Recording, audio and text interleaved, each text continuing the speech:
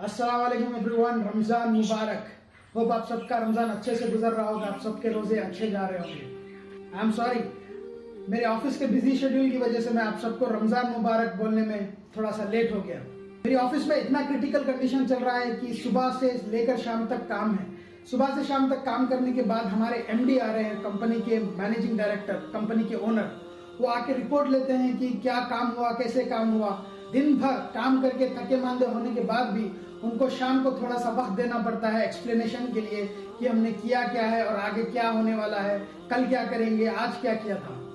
मेरे दिन भर की थकन की वजह से मैं सोचता हूँ कि जल्दी जल्दी से उनको एक्सप्लेन कर दूं, जल्दी जल्दी से उनको ब्रीफ कर दूं और जल्दी से वहां से निकल जाऊं। मेरे कुछ ऑफिस कॉलीग्स मुझसे कहते हैं कि नहीं, तुम्हारा तरीका ये बहुत गलत है।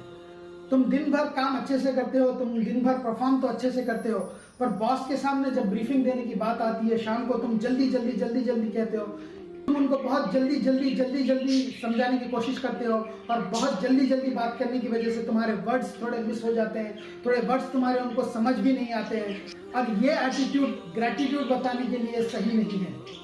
और मेरे दोस्त, मेरे कलीग मुझसे कहते हैं बजाय इसके कि तुम बॉस के सामने आओ, जल्दी जल्दी जल्दी में अपनी बात रखो और तुम्हारा बिहेवियर से पता चले कि तुम बेजार हो, तुम्हारे बिहेवियर से पता चले कि तुम ये सब जल्दी जल्दी खत्म करके जाना चाहते हो, बजाय इसके ये तुम्हारे लिए बेहतर है कि तुम उस दिन बॉस के सामने ही ना आओ। इस चीज से शायद बॉस को इतनी नाराजगी नहीं होगी जितनी की जब होगी जब तुम तुम्हारा ये बिहेवियर उनको बताओगे। तो क्या आप लोग भी मेरे इन कॉलीग्स की बात पे एग्री करते हैं? तो दोस्तों जरा सोचिए, बॉसों के भी बॉस, मालिकों के भी मालिक अल्लाह ताला, उनसे जब हम मिलने जाते हैं तरावी की नमाज पढ़ने, उनसे जब हम बात करने जाते हैं, उनसे जब हम हमारी तकलीफें बताने जाते हैं, उनसे जब हम उनकी गाइडेंस लेने जाते हैं, तो हमारा रवैया क्या होना चाहिए? क्या ये हमारा रवैया सही है कि हम उनके सामने जाए, जल्दी जल्दी जल्दी जल्दी में हो और जल्दबाजी में तरावी पढ़कर वापस आ जाएं? लंबी लंबी तरावी पढ़ें इस नियत से कि जल्द से जल्द हमारा कुरान खत्म हो जाए और हम फ्री हो जाए, या फिर एक कुरान खत्म हो जाए तो हम दूसरा कुरान शुरू करें। जरा सोचिए, इस जल्दबाजी की नमाजों में, इस जल्दबाजी की तरावियों में क्या हमारा ग्रेटिट्यूड नजर आता है? क्या हमारा सब्र, तहम्मुल, खुशू, खुजू नजर आता है? नहीं। इस नमाजों से तो अच्छा है कि किसी दिन अगर आप थके मांदे हो तो उस दिन आप तरावी ना पढ़े। अगर आप तरावी पढ़ना चाहते हैं तो तरीके से पढ़िए, उसका मजा लीजिए, अपना तकवा बताइए, अपना सब्र बताइए, अपना तहम्मुल बताइए। ये रीजन है तरावी पढ़ने का। ये नहीं कि इतनी जल्दबाजी में आप तरावी अदा करें कि जो तिलावत कर रहे हैं उस तिलावत का कुछ हिस्सा, कुछ हुर्फ तो हमको समझ भी नहीं आते।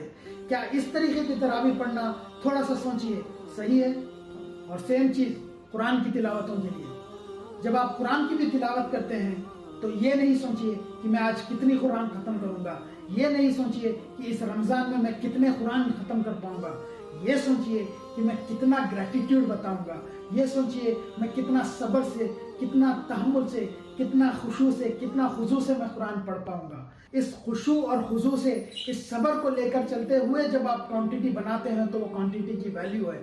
इस सब्र और खुशू और खुजू के बगैर अगर आप कोई भी चीज में तरावी हो या कुरान की तिलावतें हो, उसमें क्वांटिटी बनाते हैं तो वो क्वांटिटी का कोई फायदा नहीं है।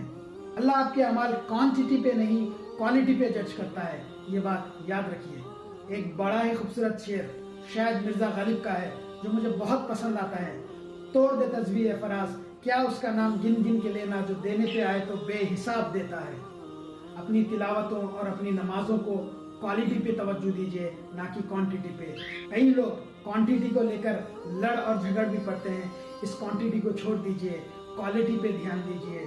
इंशाअल्लाह अल्लाह ताला आपकी और हमारी इबादतें कबूल फरमाए। आखिर 3 बातों की गुजारिश, इन बातों में कुछ बातें बुरी लगी हो तो माफ, और कुछ नसीहतें अच्छी लगी हो तो एहतियात, और अब्दुल क़य्यूम को अपनी दुआ में याद हमेशा हमेशा रखिए। अस्सलाम वालेकुम व रहमतुल्लाहि व बरकातहू।